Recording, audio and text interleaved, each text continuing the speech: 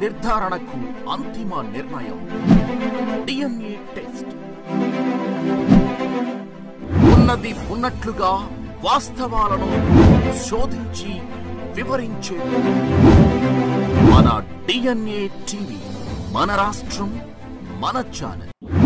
నమస్కారం, స్వాగతం. ముందుగా హెడ్లైన్స్.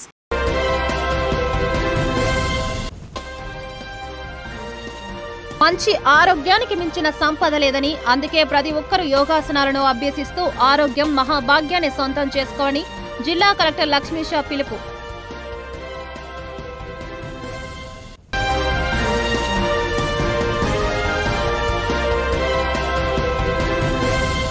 ప్రతి ఒక్కరిని సంతృప్తి పరిచే విధంగా ప్రణాళిక ప్రకారం సంక్షేమ పథకాలు అమలు చేయడం జరుగుతుందని ఎమ్మెల్యే గద్దె రామ్మోహన్ వెల్లడి. ముఖ్యమంత్రి చంద్రబాబు సంక్షేమ పథకాలతో పాటు అభివృద్ధిని ముందుకు తీసుకువెళ్లే విధంగా కృషి చేస్తున్నారని స్పష్టీకరణ.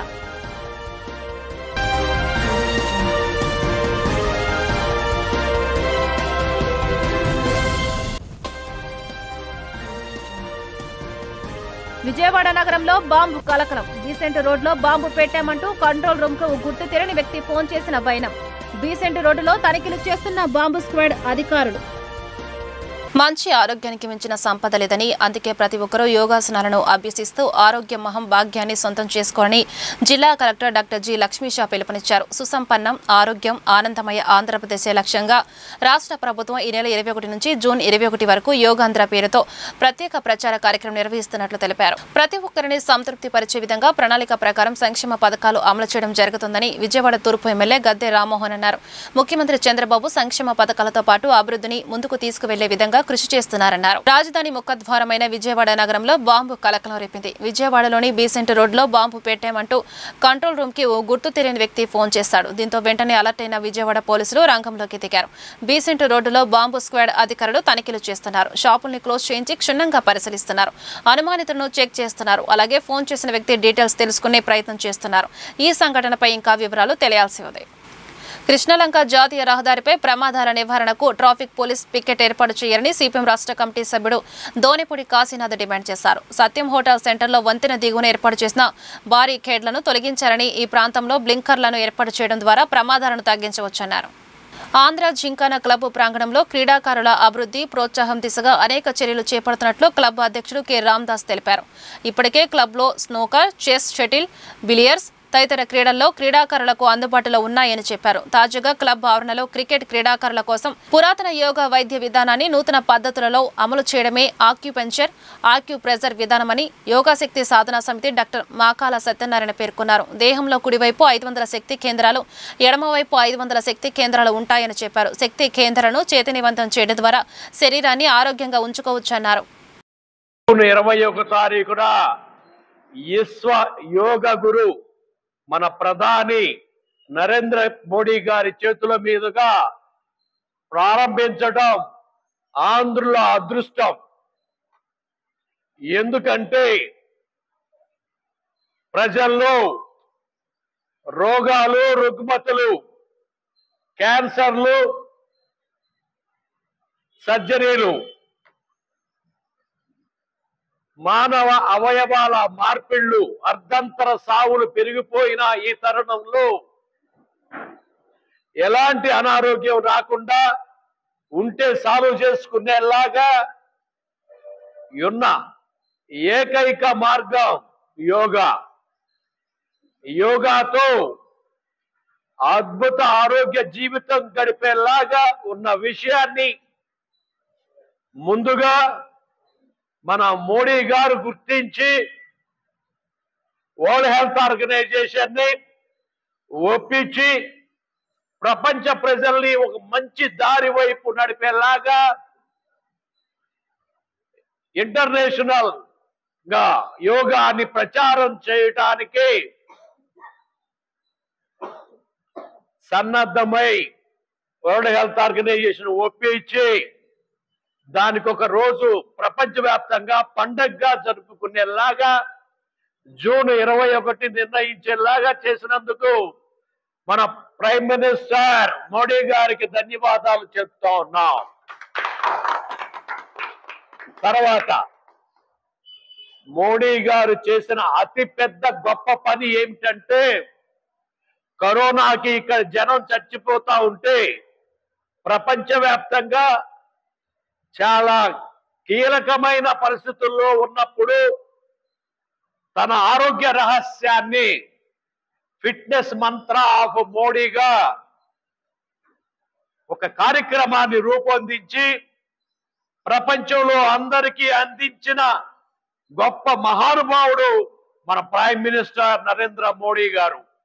దాని మూలంగా సావులు గణనీయంగా తగ్గినాయని, మున్ముందు మనం ఇలాంటి భయంకరమైన వ్యాధుల బారిన పడకుండా చాలా మంది జాగ్రత్త పడిపోయారని, అలాగే ఇక ముందు పడవలసిన అవసరానికి ప్రజలందరికీ తెలియజేసేలాగా యోగ శక్తి సాధన సమితి మరి ఈ సంవత్సరం 2025 ఇంటర్నేషనల్ యోగా డే ఉత్సవాల్లో భాగంగా ఇంటింటికి ప్రైమ్ మినిస్టర్ మోడీజీ ఫిట్నెస్ మంత్ర అనే కార్యక్రమాన్ని టేకప్ చేసి దేశవ్యాప్తంగా మరి ప్రచారం చేస్తున్నామని తెలియజేస్తూ జూన్ 1వ తారీఖు ఈ కార్యక్రమాలు అమలు చేస్తున్నామని, వీటి యొక్క మరి బెనిఫిట్స్ ని పొందడానికి ఎవరైతే ఆల్రెడీ మాతో రిజిస్టర్ చేసుకోబడిన వాళ్ళు ఉన్నారో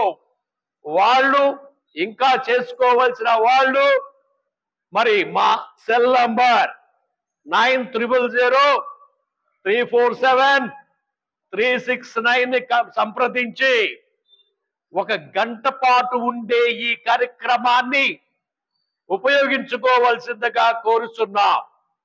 ఈ గంటలో ఉండేటువంటి అంశాలు యోగా డే యొక్క ఇంపార్టెన్స్ ఏంటి, అలాగే మోడీ గారు ఆచరించిన హ్యాండ్ స్టిక్ మూలంగా వచ్చే బెనిఫిట్స్ ఏంటి, అలాగే మోడీ గారు ఫిట్నెస్ మంత్రాలో బేర్ ఫుట్ వాక్ చేస్తూ చెట్టు చుట్టూ వాటర్లో, మట్టిలో, గులకరాళ్ళల్లో, చెక్క మీద తిరిగేటు. ప్రతిపక్షంగా ఉన్న టీడీపీ పార్టీ విశాఖ ఉక్కును కాపాడుతామని, ప్రైవేటీకరణను వ్యతిరేకిస్తున్నామని చెప్పి నేడు అధికారం వచ్చాక విశాఖ స్టీల్ ప్లాంట్ను పరిరక్షించడంలో విఫలమైందని ఐఎఫ్టీయూ రాష్ట్ర కార్యదర్శి ఎం రామకృష్ణ ఆరోపించారు. విశాఖ స్టీల్ ప్లాంట్కు క్యాపిటల్ మైన్స్ కేటాయించడంలో పూర్తిగా వైఫల్యం చెందారని చెప్పారు. ప్రైవేటీకరణ చేయడానికి కేంద్ర ప్రభుత్వం ప్లాంట్ను నష్టాల బాట పట్టిస్తుందని వెల్లడించారు. విశాఖ ఉక్కు పరిశ్రమని పరిరక్షించుకోవడం కోసం ఈరోజు కార్మిక సంఘాలన్నీ కూడా రౌండ్ టేబుల్ సమావేశం నిర్వహించినాయి. ఈరోజు కూటమి ప్రభుత్వాన్ని కార్మిక సంఘాలు, ప్రజా సంఘాలుగా ఒకటే అడుగుతూ ఉన్నాం. మీరు ప్రతిపక్షంలో ఉన్నప్పుడు విశాఖ ఉక్కుని కాపాడుతాం, విశాఖ ఉక్కుని ప్రైవేటీకరణ చేయనివ్వము అని చెప్పేసి అందులో ఉన్న ఉద్యోగస్తులందరినీ కూడా మా బాధ్యత అని చెప్పినటువంటి కూటమి ప్రభుత్వం, అట్లాగే పవన్ కళ్యాణ్ కానీ చంద్రబాబు నాయుడు కానీ ఈరోజు ఎందుకు విశాఖ ఉక్కు పరిశ్రమకి సొంత గనులు ఇవ్వకుండా పక్కన అనకాపల్లిలో ఏర్పాటు చేసేటువంటి మెటల్ కంపెనీకి సొంత గనులు, ఐరన్ ఓరు ఇవ్వాలని చెప్పేసి కేంద్రానికి ఎందుకు ప్రతిపాదన చేస్తారు అంటే, ఆ ప్రాంతంలో ఉన్నటువంటి ప్రజలంతా కూడా మీరు విశాఖ ఉక్కు పరిశ్రమను పరిరక్షిస్తారనే దాంతో ఓట్లేశారు. ఈరోజు పవన్ కళ్యాణ్ కూడా ఓట్లేసినటువంటి పరిస్థితి. ఆ రోజు రుషికొండ కూడా వ్యాపారం చేస్తున్నాడు, రియల్ ఎస్టేట్ వ్యాపారం చేస్తున్నాడు అన్నటువంటి చంద్రబాబు నాయుడు ఈరోజు 99 పైసలకే మీరు అక్కడ ఆ భూమి రుషికొండ భూముల్ని ఎట్లా తాకట్టు పెడతారు? అందుకనే అక్కడ విశాఖ ఉక్కు పరిశ్రమ పరిరక్షణ కోసం 4 సంవత్సరాల నుంచి కార్మికులు పెద్ద ఎత్తున ఆందోళన చేస్తున్నారు. ఆ రోజు అమృతరావు ప్రాణత్యాగంతో 32 మంది బలిదానాలతో సాధించుకున్నటువంటి విశాఖ ఉక్కు పరిశ్రమని 1971లో ఇందిరాగాంధీ శంకుస్థాపన చేసినటువంటి పరిశ్రమని అక్కడ ఇచ్చినటువంటి భూములు ఇచ్చినటువంటి రైతులు, కూలీలు వాళ్ళు కూడా మా విశాఖ ఉక్కుకి కేటాయించినటువంటి భూములు ఇచ్చినటువంటి మాకందరికి కూడా నిర్వాసితులకి న్యాయం చేయాలని మరొక శిబిరం కొనసాగుతున్నటువంటి పరిస్థితిలో వాళ్ళకి న్యాయం చేస్తామని చెప్పేసి మాట్లాడి అధికారంలోకి వచ్చినటువంటి కూటమి ప్రభుత్వం దాని గురించి మాట్లాడకపోవడం చాలా దురదృష్టకరం. ఆ రోజు బీజేపీ మంత్రులు కానీ మీకు కూడా తెలిసిందే, ప్రజలందరికీ తెలుసు. బీజేపీ మంత్రులు, కేంద్ర మంత్రులు, రాష్ట్ర అధ్యక్షులు విశాఖ ఉక్కు పరిశ్రమను ఎక్కడికి పోనివ్వమో దాన్ని పరిరక్షించుకుంటూ కాపాడుకుందాం అన్నటువంటి వాళ్ళు కూడా ఈరోజు ఏం మాట్లాడట్లేదు.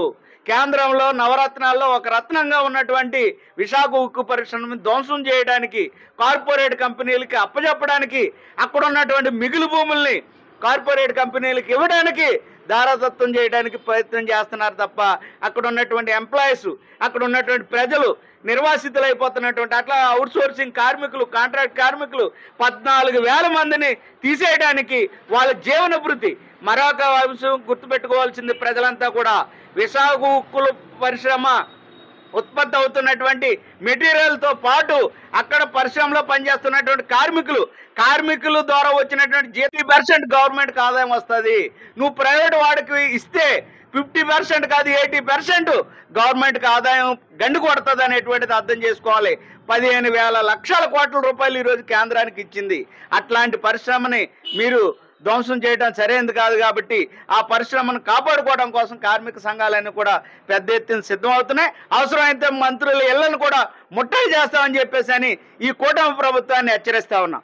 ఎం రామకృష్ణ, IFTU రాష్ట్ర ప్రధాన కార్యదర్శి.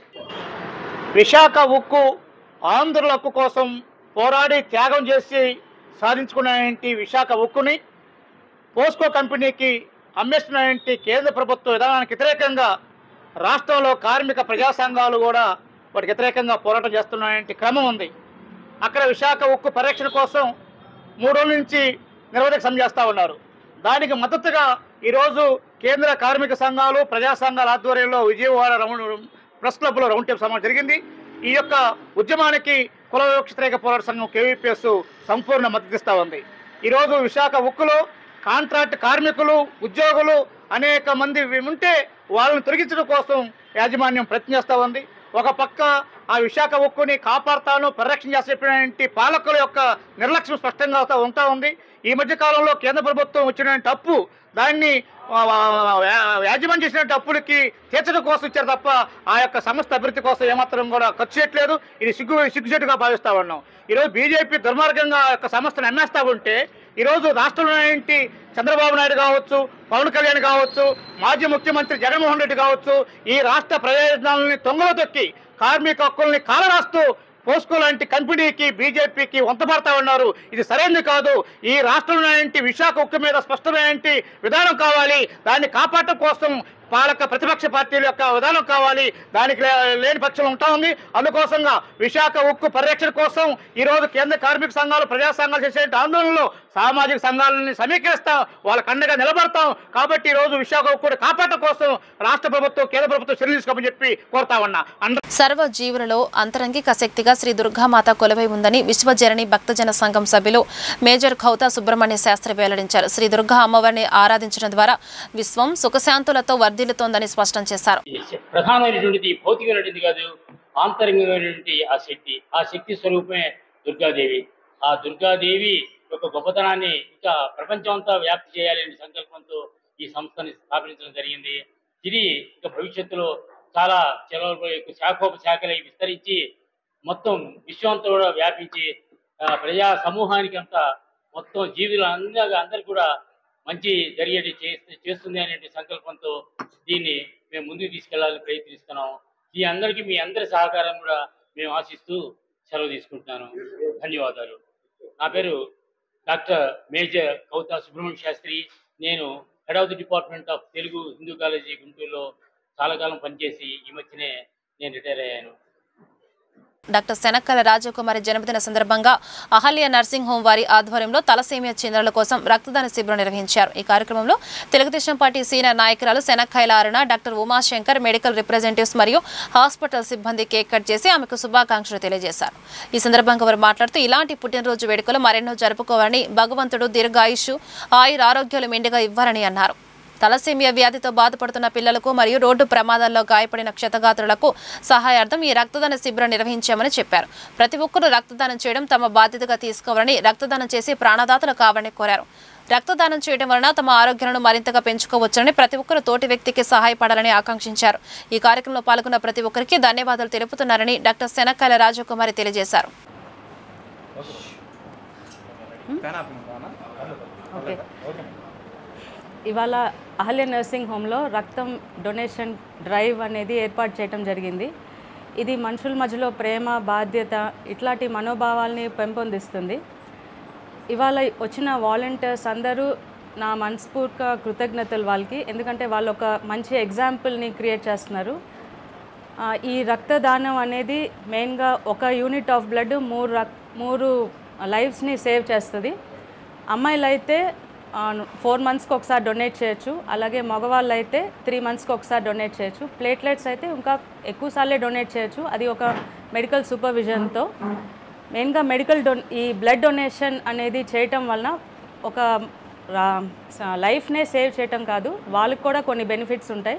ఎందుకంటే వాళ్ళకి న్యూ బ్లడ్ సెల్స్ అనేది తయారవుతూ ఉంటుంది, వాళ్ళకి హార్ట్ ప్రాబ్లమ్స్కి ప్రొటెక్షన్ ఉంటుంది, అలాగే క్యాన్సర్ నుంచి కూడా ప్రొటెక్షన్ ఉంటుంది. ఈ బ్లడ్ అనేది ఇప్పుడు సమ్మర్స్ వలన చాలామంది తక్కువగా డొనేట్ చేస్తున్నారు. ఇప్పుడు రోడ్ ట్రాఫిక్ యాక్సిడెంట్స్ వలన కానీ, ఈ ప్రెగ్నెన్సీ కాంప్లికేషన్స్లో కానీ బ్లడ్ అనేది చాలా అవసరం ఉంటుంది.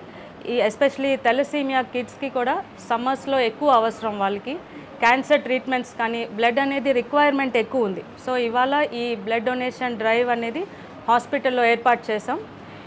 అన్ని సేవల్లో, మనుషులకి చేసే సేవలో ఈ బ్లడ్ డొనేషన్ అనేది మంచి సేవ. సో అందరూ ఎంతవరకు వీలైతే బ్లడ్ డొనేషన్ చేయండి, ఇది లైఫ్ అనేది సేవ్ చేయడానికి చూడండి. Thank you. ఈరోజు అహల్య హాస్పిటల్లో బ్లడ్ డొనేషన్ క్యాంప్ స్టార్ట్ చేశాము. ముఖ్యంగా మీరు చూసినట్టయితే మన నాయక్ గారు దేశం కోసం ప్రాణాలు విడిచారు. మన మోడీ గారు ఇచ్చిన పిలుపు మేరకు ఆ రోజు అవసరమైతే రక్తదాన శిబిరాలు ఏర్పాటు చేయమన్నారు. ఎందుకంటే క్యాజువాలిటీస్ ఒకవేళ పాకిస్తాన్ ఉగ్రవాద చర్యలు కాకుండా ఇంకేమైనా బాంబులు వేసి ఉంటే అవసరమయ్యేదండి. కాకపోతే పౌరులుగా మన బాధ్యత ఏంటంటే మన దేశాల్లో ఉన్న అవసరాలను కూడా మనం తీర్చే అవసరం అనుకుంది. రోడ్ ట్రాఫిక్ యాక్సిడెంట్ ఎక్కడో ఒక ఊరు నుంచి ఒక ఊరు వెళ్తూ ఉంటారు, సడన్గా యాక్సిడెంట్ అవుతుంది, తెలియని ఊళ్ళో వాళ్ళకి రక్తం అవసరం అవుతుంది. ఆ రక్తం లేక చాలా ప్రాణాలు కోల్పోతున్నాం.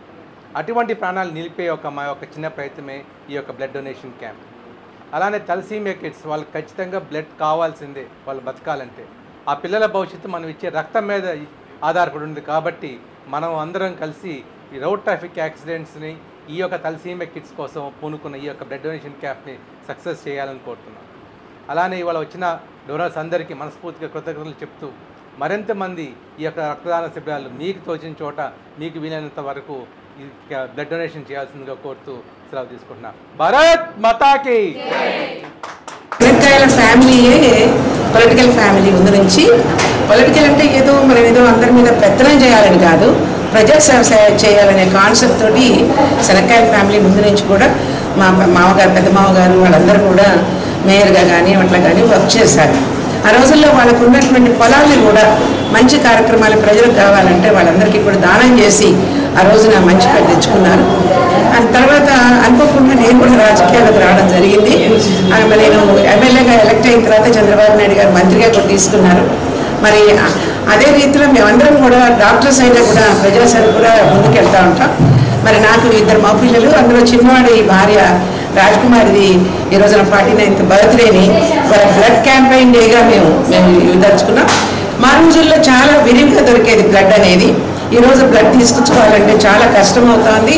అటువంటి సమయంలో తన బర్త్డేకి బ్లడ్ క్యాంపెయిన్ డేగా చేయాలని బ్లడ్ డొనేషన్ చేసే క్యాంపులు ఒకటి ఇక్కడ అరేంజ్ చేసుకున్నారు వీళ్ళిద్దరు భార్య భర్తలు, ఉమాశంకరు, రాజ్కుమారి. ఆ కార్యక్రమంలో ఇవాళ 15 మంది దాకా అందరూ కూడా చాలా హెల్తీ పీపుల్. మరి ముఖ్యంగా రిప్రజెంటేటివ్స్ వాళ్ళు అసలు సాధారణంగా వాళ్ళు ఎవరు కూడా చాలా స్మార్ట్గా ఉంటారు. వాళ్ళు ఇటువంటి కార్యక్రమాల్లో ఇన్వాల్వ్ అవ్వరు. వాళ్ళందరూ వచ్చి వాలంటరీగా వాళ్ళందరూ ఇవ్వడం వాళ్ళందరికీ నేను ధన్యవాదాలు తెలియజేస్తాను. ఒక ప్రాణాన్ని రక్షించిన వాళ్ళు అవుతారు వీళ్ళందరూ కూడా. ఒక బ్లడ్ ఇచ్చిన వాళ్ళు ఒక ప్రాణాన్ని రక్షించిన వాళ్ళు అవుతారు. ఈ కార్యక్రమం చేయడం వల్ల, ఇది చూడడం వల్ల చాలామంది ఇన్స్పైర్ అవుతారని నేను అనుకుంటున్నాను. అదే కాకుండా మరి రాబోయే మా రాజ్కుమార్ అయితే టీడీపీ పార్టీలో వెళ్తాను. మరి మహానాడు కార్యక్రమం జరుగుతుంది. మహానాడు కార్యక్రమంలో కొన్ని బ్లడ్ డొనేషన్ క్యాంప్స్ కానీ ఎగ్జిబిషన్స్ కానీ చాలా రకాలుగా చంద్రబాబు నాయుడు గారు ఒక గొప్ప కార్యక్రమం తీసుకుంటారు. మరి ముఖ్యంగా సింధూర్ కార్యక్రమం జరుగుతుంది. ఈ రోజున దేశాన్ని అల్లకల్లోలం చేసినటువంటి మరి ఈ రోజున ఉన్నటువంటి ఎక్స్ట్రీమిస్టులు ఆడపిల్లల్ని వదిలిపెట్టి మగపిల్లల్ని చంపడం, మరి ఇంకా మత విద్వేషాలు రెచ్చగొట్టడానికి చేసినప్పుడు మరి బీజేపీ పార్టీ మరి మోడీ గారు విదేశాలను ప్రపంచానికి కూడా శాంతి దూతలను పంపించి ఈ కార్యక్రమం ముందు తీసుకెళ్లే విధంగా భారతీయ సంస్కృతినే ఒక పుట్టినరోజును కానీ ఒక పెళ్లి రోజును కానీ ఏ కార్యక్రమాన్ని వాళ్ళ ఆ కార్యక్రమాల్లో ఇటువంటి ప్రజలకి అవసరమైన కార్యక్రమాలు తీసుకున్నందుకు ముఖ్యంగా నా కోడలు రాజ్కుమార్కి నేను కూడా ధన్యవాదాలు తెలియజేస్తూ విషయం చెప్తున్నాను. జై హింద్. ఈరోజు కొత్తపేట అహల్య నర్సింగ్ హోమ్ సంబంధించిన డాక్టర్ రాజ్కుమారి గారి 49వ పుట్టినరోజు సందర్భంగా మేము ఇక్కడికి రావడం జరిగింది. ఈరోజు ఇక్కడ రక్తదాన శిబిరం ఏర్పాటు చేయడం జరిగింది. చాలామంది ఇక్కడ రక్తం బ్లడ్ అనేది డొనేట్ చేయడానికి వచ్చారు. ఈ రాజ్కుమారి గారు రాబో రోజుల్లో ఉన్నత పదవులు అధిరోహించాలని చెప్పేసి మనస్ఫూర్తిగా కోరుకుంటూ ఆమెకి పుట్టినరోజు శుభాకాంక్షలు తెలియజేసి సరస్వతి పుష్కరాలు కాళేశ్వరంలో మే 15 నుంచి 26 వరకు ఈ కార్యక్రమంలో లెనోవా DDH విద్యానగర్ బ్రాంచ్ వాళ్ళు జీవనాది ఫౌండేషన్ టీం పర్యావరణ పరిరక్షణ కోసం ప్లాస్టిక్ నిర్మూలన కార్యక్రమం చేపట్టి అందరికీ జూట్ బ్యాగులు డిస్ట్రిబ్యూషన్ చేశారు. పుష్కరాలు ఈవో మహేష్ సిబ్బంది అందరూ సహాయం చేశారు. వార్తను ముగించే ముందు హెడ్లైన్స్ మరొకసారి.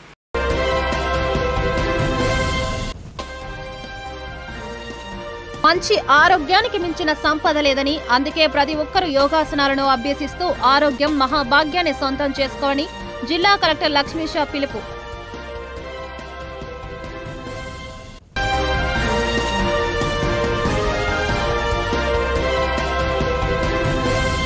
ప్రతి ఒక్కరిని సంతృప్తి పరిచే విధంగా ప్రణాళిక ప్రకారం సంక్షేమ పథకాలు అమలు చేయడం జరుగుతుందని ఎమ్మెల్యే గద్దె రామ్మోహన్ వెల్లడి. ముఖ్యమంత్రి చంద్రబాబు సంక్షేమ పథకాలతో పాటు అభివృద్ధిని ముందుకు తీసుకువెళ్లే విధంగా కృషి చేస్తున్నారని స్పష్టీకరణ.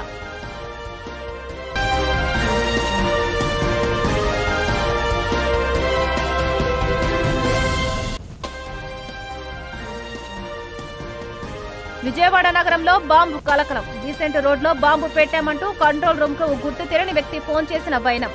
బీసెంట్ రోడ్డులో తనిఖీలు చేస్తున్న బాంబు స్క్వాడ్ అధికారులు. ఈ వార్తలు ఇంతటితో సమాప్తం. నమస్కారం.